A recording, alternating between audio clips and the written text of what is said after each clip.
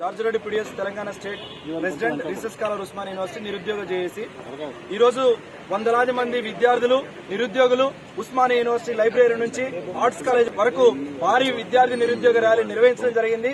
ఈ ర్యాలీ ప్రధాన ఉద్దేశం ఏంటంటే 2023లో నాటి ప్రభుత్వం contract JL degree lecturer and polytechnic లెక్చరర్ల పోస్టులని ఉన్న పలంగా రెగ్యులరైజ్ చేసింది।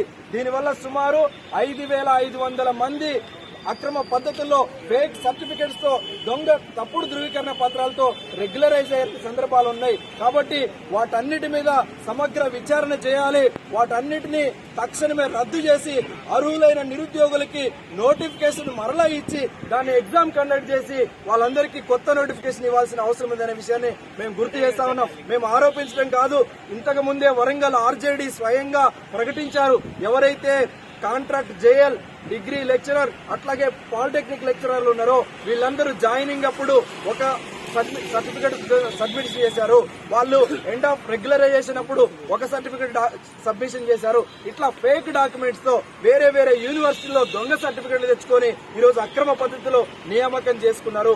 చాలా మంది అధికారులు వాళ్ళ దగ్గర ముడుపులు ముచ్చుకొని వాళ్ళ దగ్గర అక్రమ పద్ధతిలో లంచాలు తీసుకొని వాళ్ళని రెగ్యులరైజ్ చేసిన అభియోగాలు కూడా ఉన్నాయి। కాబట్టి మొత్తం వ్యవహారం మీద సిబిఐ విచారణ చేయాలని కూడా మేము డిమాండ్